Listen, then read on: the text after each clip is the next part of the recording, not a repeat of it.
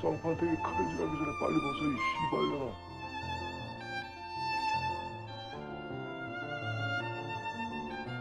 빨리 벗어 이 씨발년아.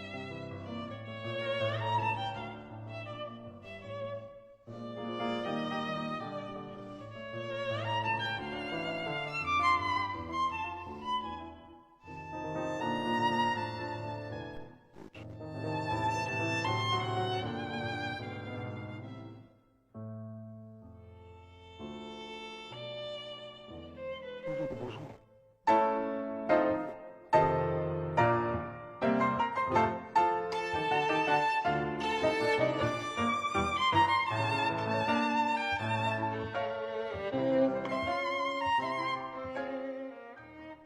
Welcome to Rev Film. Kali ini Revfilm akan membawakan alur cerita film thriller yang paling sadis dari Korea Selatan. Film ini berjudul I Saw the Devil.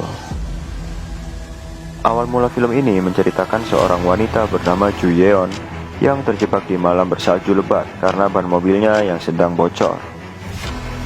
Pada saat itu, Ju Yeon menunggu bantuan mobil derek datang sambil telepon-teleponan dengan suaminya yang bernama Kim. Tiba-tiba muncul orang asing yang menghampirinya dan menawarkan bantuan. Orang asing itu bernama Kyung Chul. Ju Yeon memberitahu Kyung Chul bahwa dia sudah memanggil mobil derek dan sedang menunggunya datang. Kemudian Ju Yeon menelpon Kim bahwa ada seseorang yang menawarkan bantuan dan tetap memaksa untuk memeriksa ban mobilnya. Kim merasa sedikit curiga karena orang asing itu tetap memaksa akan membantunya walau tahu mobil derek akan datang. Ju Yeon pun kemudian menolak bantuan dari Kyung Chul dengan sopan karena suaminya menyarankan untuk tetap di dalam mobil dan menunggu mobil derek datang. Kyung Chul tiba-tiba kembali ke dalam mobilnya. Tak disangka, tiba-tiba Kyung Chul kembali mendatangi mobil Ju Yeon dan langsung membabi buta menghancurkan kaca mobilnya.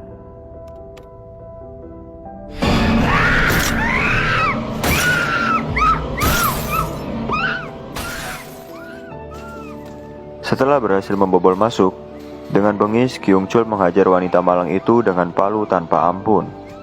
Setelah itu, si Kyung Chul menyeret tubuh Ju Yeon dan membawa ke rumahnya.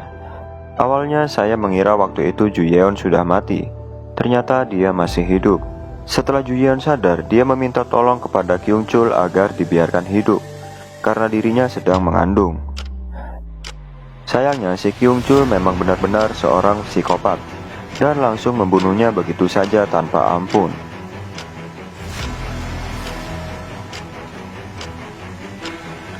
Bahkan setiap bagian tubuhnya dipotong-potong. Waktu itu tanpa sengaja cincin Ju Yeon terjatuh ke selokan dan Kyung Chul tidak bisa menemukannya. Keesokan harinya ada seorang anak kecil menemukan sebuah kantong kresek yang ternyata di dalamnya terdapat potongan kuping manusia. Lantas ia dan temannya langsung melaporkan hal itu kepada polisi. Malam harinya lokasi itu ramai dengan polisi yang melakukan pencarian potongan tubuh yang lain. Mengingat semalam Ju Yeon menghilang tanpa kabar, sang ayah dan suami yang merupakan seorang dari agen kepolisian juga ikut serta dalam pencarian karena mereka khawatir jika itu adalah Ju Yeon. Tak lama kemudian, para petugas menemukan kepala yang hanyut di sungai. Di saat tim forensik membawa kepalanya, tak sengaja dia jatuh dan kepala itu pun menggelinding keluar dari wadahnya. Kepala itu tepat menggelinding ke arah Kim. Ia pun langsung shock karena kepala yang dia lihat ternyata memang istrinya. Sang ayah pun depresi berat dan menceritakan kepada Kim betapa sedih hal yang dialaminya. Kim pun sangat mengutuk keras terhadap kejadian yang menimpa istrinya. Di hari pemakaman, Kim berjanji pada dirinya sendiri akan mencari pelaku yang membunuh istrinya, dan dia berkata akan membalas rasa sakit yang dirasakannya 10.000 kali lipat lebih sakit. Setelah itu, Kim meminta izin kepada atasannya untuk istirahat selama 2 minggu. Kemudian Kim merencanakan sesuatu. Dia menemui temannya dan meminta alat pelacak berbentuk kapsul yang canggih. Dan ia pun mendatangi mertuanya untuk meminta data-data penjahat yang masih diselidiki dan mempunyai kasus yang sama. Kim pun mulai beraksi tanpa sepengetahuan rekan-rekan polisinya. Dia segera mencari pelaku dengan berdasarkan data-data yang dia dapat. Dia pun menemukan target pertamanya. Di saat itu Kim melihat dia sedang asik colai, menonton film yang mantap-mantap. Tanpa basa-basi, Kim langsung menghajar dan membekap pria itu. Lantas Kim langsung memperlihatkan foto mobil istrinya yang ada di TKP. Namun pria itu tidak mengetahuinya. Walaupun pria itu bukan pelakunya, Kim malah menghantam kemaluannya menggunakan kunci Inggris hingga adiknya hancur dan masuk rumah sakit. Setelah itu, Kim langsung mencari target kedua dan menemukan dia sedang mengendarai sepeda motor. Tanpa mengucapkan salam, Kim pun langsung menabraknya dari belakang dan turun untuk menghajarnya. Setelah diinterogasi, pria itu ternyata juga bukan pelakunya. Kim pun semakin depresi dan tidak bisa tidur nyenyak karena belum bisa menemukan pelakunya.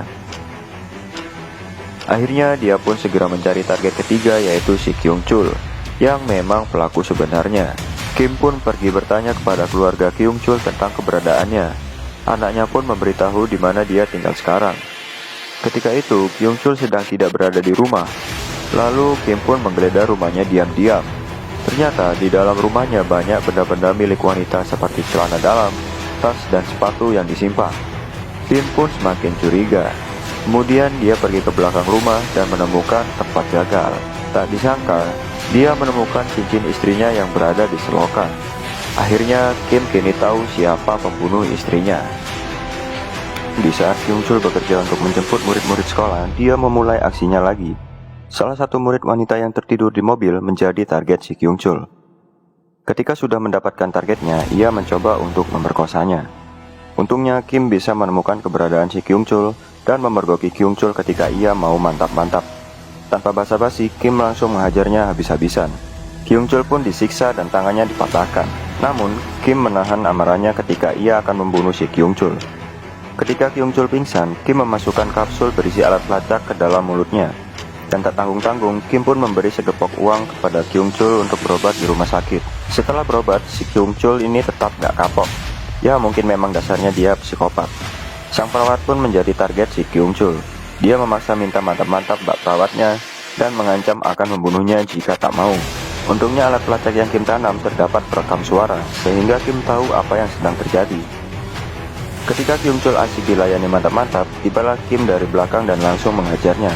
Setelah itu, Kim menyayat bagian atas tumit kaki Kyung Chul agar dia kesulitan berjalan. Lantas setelah menyayat kakinya, Kim pun malah meminta perawat itu untuk merawat si Kyung Chul lagi. Ketika Kyung Chul masih pingsan, Kim membawanya keluar dan menelantarkannya. Di sini saya heran, sebenarnya yang psikopat itu siapa? Setelah kejadian itu, alur film ini berlanjut semakin menegangkan. Si Kyung Chul meminta bantuan kepada temannya yang kanibal untuk menghabisi Kim.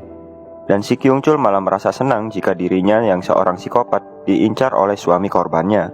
Padahal dia sudah disiksa tanpa ampun oleh Kim. Cukup sampai di situ saja alur cerita yang saya bawakan, karena jika semua alurnya saya ceritakan, film ini tidak akan seru untuk kalian tonton nanti. Sampai jumpa di review film berikutnya.